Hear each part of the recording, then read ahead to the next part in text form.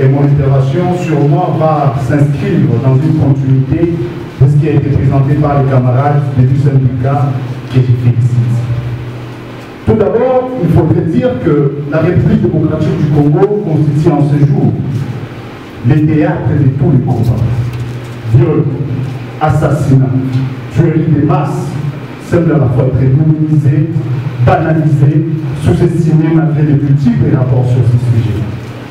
La guerre a fait environ 6 millions de morts, et quand vous disiez Charles Nana, il vous parle de 10 millions de morts. Quoi qu'il en soit, les vies ont été fauchées.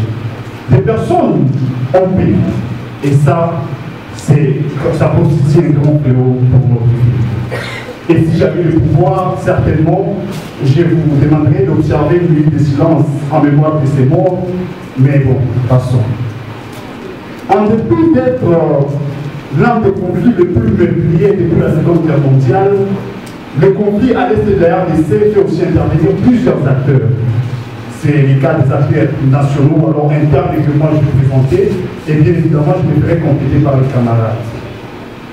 Et il s'agit ici de parler non seulement des forces armées de la République démocratique du Congo, de la police nationale congolaise, des institutions judiciaires, mais également des autorités locales.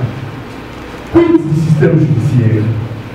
Tout d'abord, il faut retenir que le système judiciaire congolais est hérité du système civilo de la Belgique, qui nous a été donné par la Belgique, notamment avec la colonisation, et qui se subdivise en plusieurs cours et tribunaux. Nous avons les cours de tribunaux de paix, de grande distance, la cour d'appel, la cour de cassation, des conseils d'État qui chapeautent les juridictions administratives, mais également la cour constitutionnelle.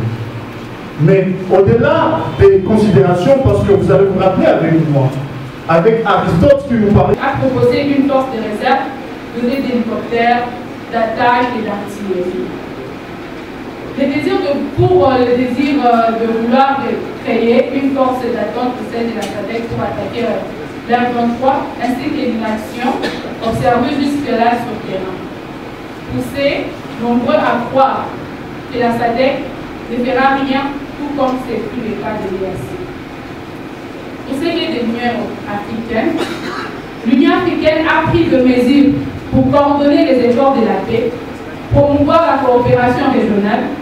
Elle a notamment soutenu les initiatives de médiation menées par l'Angola et le Kenya et a appelé à des sanctions contre le Rwanda et l'Ouganda pour leur soutien présumé au M23. L'Union africaine a également réaffirmé son engagement envers la souveraineté, l'unité et l'intégrité territoriale de la RDC.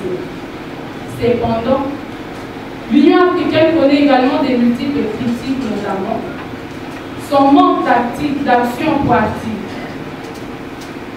Elle est caractérisée par une réactivité au lieu d'une proactivité face au conflit.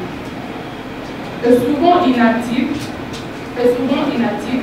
suite aux exigences politiques au sein de la conférence des chefs d'État et de gouvernement, surtout avec la position influente du Rwanda, qui l'empêche la plupart de fois à prendre des actions déterminantes.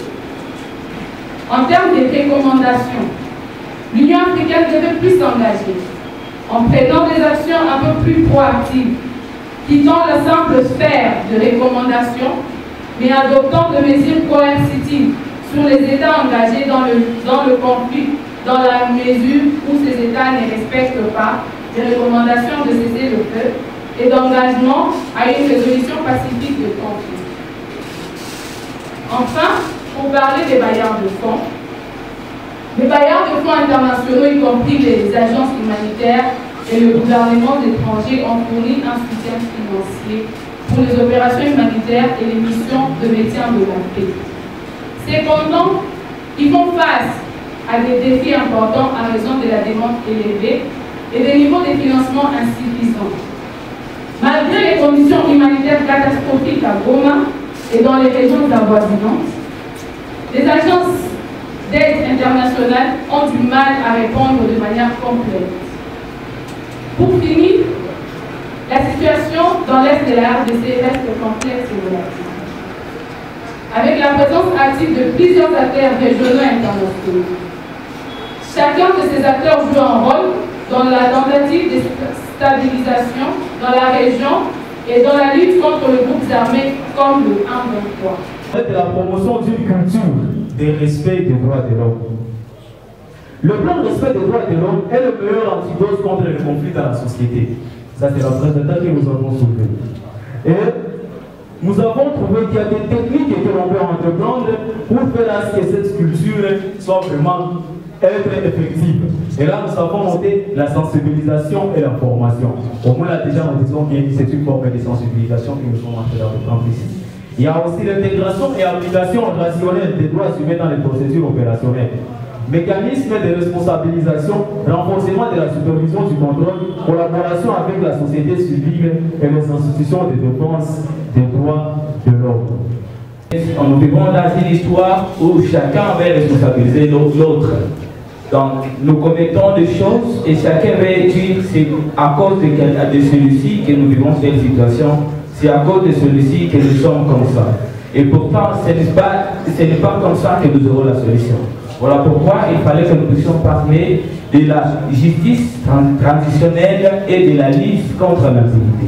Est-ce qu'on va toujours demeurer dans l'histoire, on va toujours demeurer dans cet état de responsabilité, qu'on puisse commencer à dire si la RDC est là aujourd'hui, c'est parce qu'il y avait eu un tel président, si la RDC est comme ça, c'est parce qu'il y avait eu un tel ministre.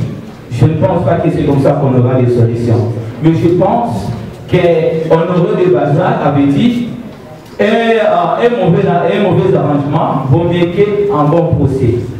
Voilà pourquoi les gens ou les groupes armés qui sont dans la forêt et qui menacent la paix en RDC, ils sont là bien sûr, mais est-ce que nous sommes un jour posé la question de savoir pourquoi ils tiennent toujours les armes et ne veulent pas venir intégrer la population civile? Pourquoi? Parce que tous nous savons que s'ils venaient et remettaient les armes, on va les clamer. Comment ils seront insérés dans la société? Comment nous-mêmes nous allons les prendre? Voilà pourquoi c'est intéressant pour nous de prendre des mesures qui ne sont pas du tout contraignantes, mais qui favorisent au moins la paix. Voilà ce que moi j'ai voulu appeler la justice transitionnelle. Parce que lorsqu'on parle d'un procès, on voit que chacun sera condamné. Si on amène les maïmaï, on amène tous les groupes qui sont dans la forêt, comme on a mis la cité, plus de 200 groupes, alors chacun sait que si je vais là-bas, je serai condamné. Mais pourquoi y aller? Pas bien rester dans la forêt, continuer à avoir de l'argent par les choses. Et alors, est-ce que lorsque je parle de la justice transitionnelle, je parle qu'on puisse vraiment favoriser l'impunité? Loin de ça vraiment, mais je parle qu'on puisse chercher une méthode dans laquelle on ne va pas blâmer tous, on ne va pas se blâmer. On a entendu l'histoire avec l'exposé de nos camarades des syndicats qui nous ont donné l'histoire des conflits armés. Il y a aussi les camarades de l'ILPG qui nous ont donné aussi les acteurs. Ils nous ont donné les forces armées, la police et consorts.